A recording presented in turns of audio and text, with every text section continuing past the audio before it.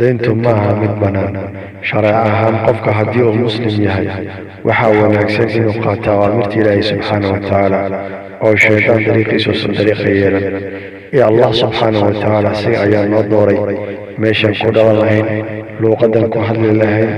midabkeena intaba ilaahay subxaanahu watacaala xaggiisa ayaa kaga qaybiyey qofkaana ku qanacsanayn allah subxaanahu watacaala wuxuu siiyey adduunya aakhira wuu ku dulloobaa walu fiiray gabadha dimarsatay dagaal haddii la yidhaah kuma roono haddii howl guri la yidhaah kuma roono haddii shil baabuur u dhaco jirkeeda dhaawac soo gaar lama tagi karo xataa cayayaanka yar ayaa jirkeeda kusoo shubima waayo jirkii difaaca ahaa ilaahay subxaanahu watacaala sii ayaa baaba'ay war miyadan ilaahay subxaanahu watacaala ka cabsanayna walaalaha muslimiinta waxyaabaha la isku caddeeyay kiimikada ah dunida dadkooda daryeela waa dembi iyo mamnuuc ciddii galaysoo laarta mana aha wax aadama loogu talagalay in loo isticmaalo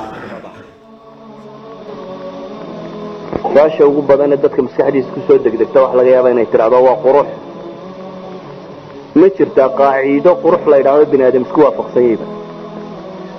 maalan kuwa cadcade Europeans midabka ugu quruxda badan la ay ka helaan waa inay kafay noqdaan ama brown adeeda isu dhigaan way wadaan inay ismadoobayso daraadeed gabadha reer Yurubka ah dadana waxay tiraahdaa kaafiga inaan u ekaado kale kaafigu muxuu idin leeyahay idinka kaafiga lacaba kafay bay rabtaa inay u ekaato oo ay brown noqoto midabka brownka loo yaqaan kuwa madmadoobi waxay rabaan inay cadaadaan oo ay sacadeeyaan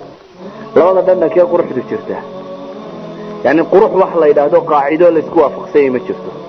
laakiin waxa jira wax la isku waafaqsan yahay la yidhaahdo jamaal al-af'aal quruxi waa qofka dhaqankii khilqada ilaahay baa loo adigu waxba kama bedeli kartid abuurka allah iskale subxaanahu wa ta'ala lama doorto maaha wax doorasho ku jira maaha laakiin waxa doorashada ku jira waxa weeyaan waa dhaqanka qofka waxa qurux badneeya ama waxa fool xumeeya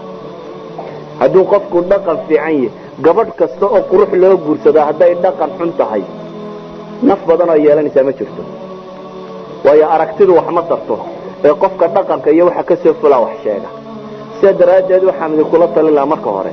in la fahmo horta quruxdu waxay tahay jamaalka dhabtiina waa jamaal al-af'aal waa qofka dhaqanka ka soo fula ayaa ah waxa quruxda dhabta ah qofku intuu dulqaad yahay intuu xaliim leeyahay intuu cafwi badan yahay intuu naxariis badan yahay intuu dadla dhaqan badan yahay dhaqamaatigiisa qofku siduu u eg yahay ba quruxdiisa sheega waxa ay sameynaysaa waxaan shariicada islaamka ku banaanay waa wax xaraan ah waa tagyiir li khalqi illaah nabigu waa lacnaday sallallahu alayhi wa sallam xadiis saxiix ah waxaa ka mid ah dadka nabigu lacnaday kuwa jirkooda intay xoqaan markaas wax mariya waa ka mid waa dadkaas daawada la isku cadeeyo iyo wax la mid ah marsanay ibta taala waxay tahay intii madoobeydna cadaan baa la jeclaysiiyay intii cadaydna madow baa la jeclaysiiyay iyana kaafinimo bay raadinayaan iyana bunni noqdaan intii madoobeydna xagga kale u socdaan laakiin inta inaan islaba tagin sharcigu muxuu ka qabaa warwa sun ee haysa sumaynina xalaaliya waxaan la ismarinaya noocaasi oo dhan waa sun caafimaadkaaga wax yeelayaan saadu noosheebay wax yeelayaan wixii sunina diinta kuma banaana midabkan beenta ah oo aad sameynaysidna waa qish waa khiyaano weeye midabka ilaahay ku abuuray ma aha amraad badanna wuu wataa dhibaatooyin badanna midaan dhagaysanayay annagoo gaari ku jirna shacal nuuraan la socday nin baa wuxuu leeyahay islaam baan qabay islaantii wejigii baa laga soo caddeeyey maqaarkii baa laga qaaday hilibkii baa muuqda hadba bisad baa kusoo boodaysa buu yidhi inay cunto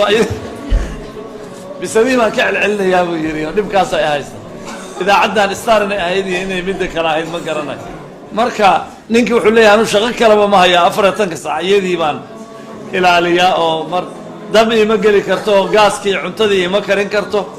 marka maxaa lagugu falayaa haddaad cunto karin karinin haddaad caruur dhali karinin haddii bisad lagaa celcelinayo maxaa faa'iideynaysa calaa kulli xaal mas'aladaa ma banaana. warneedka aad gashaan dadkii is caddayn jiray caafimaadkooda dhibaado weyn bay gaarsiiyey waxyaabahan maalmaha laga yaabaa qofka inay ku faraxdo ama ninka sameeya uu ku farxo laakiin dhib iyo xanuun badan baa ka dambeeya. hadda inta shareerka innaga la xirtaay qayb ka mid a tana u sababa qofka jirkiisii difaacii kulka ka dhammaanaya iska difaaci karin. saa darteed gabadha isticmaashay wejigeeda qorax ma xamili karto habeenkii weji qaawanta maalintii inta shareer bay qabtaa shareerka qaarkood wax kale uma xirane dawadii baa jirka difaaca ka dishay. qoraxda ilayska qoraxda iyo nalka xoogga badan uma adkaysan karo. haddaad akhridaan needka xataa gabdhaha soomaaliyeed in badan weebka soomaalida haddaad gogolgaraysaan kuwa badan oo sawiradooda jirku googo-ay baad arkaysaan isticmaali jiray. marka waxaan xaaraan weeye khayr allah iga siiyaa la iska daa